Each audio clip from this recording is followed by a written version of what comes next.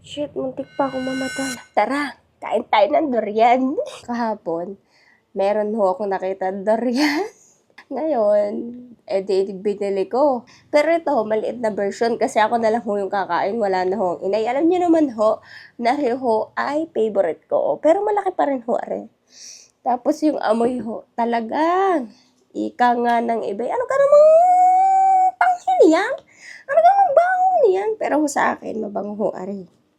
Hindi pa nga ho, are, sobrang alingasaw. Dahil pag sobrang alingasaw, yun na ho yung hinog na hinog. Hindi ko alam kung anong variety itong nabili ko, pero doon pa rin ako sa binilhan ko dati. Ngayon, bubuksan ko muna. Mga kabatang, sobrang hirap talaga buksan ng durian. Tignan nyo, nasusugatan ako. Wala pa kaming gulok. Nandito lang, kutsilyo lang yung katulong ko dito magbukas neto. At dito na yung mga spine. Dahil ko pa nagpa-acupuncture. Shit, muntik pa akong mamatay. Oh my God.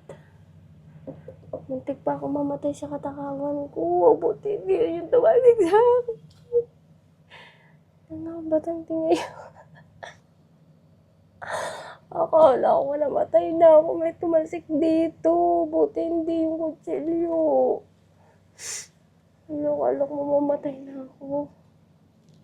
Akala ko ito na yung tumalsik sa ulo ko. Akala ko. Ito seryoso na mga batang. Ito yung gagamitin ko. Mas malaki to. Ano siya mga kabatang? Ano yung mga kabatang hinog na hinog. Tapos pwede nyo nang kainin.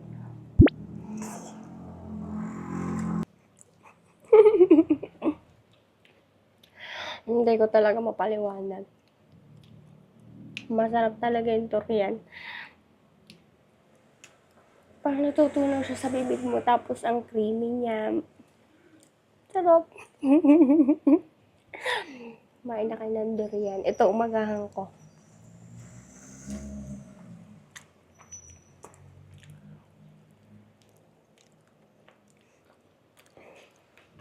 Ito mga variety na gusto ko mga batang yung malalaki. Kasi mas masasarap yung lamukot niya. Itong mga ganito niya. Kasi nga, mas creamy. Tapos, mas may enjoy yung durian. Kaya kung bibili kayo ng durian, yung magandang variety niya. Tapos malalaki na.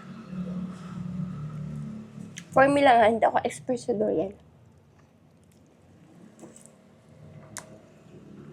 Yeah. Pag ako mga kabatang nagka-farm, promise, lalagyan ko ng maraming durian. Yan na, tingnan nyo kung gaano ka-creamy.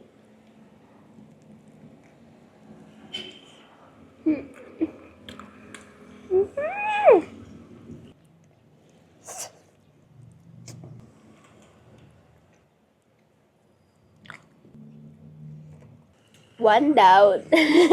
Ang ganda lang. Kita nyo ba yan? Kung gaano kasarap yan. Ako lang kakain yan. Wala akong kahati.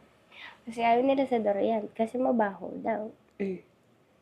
Edi, kung ayaw nyo, edi, akin na lang.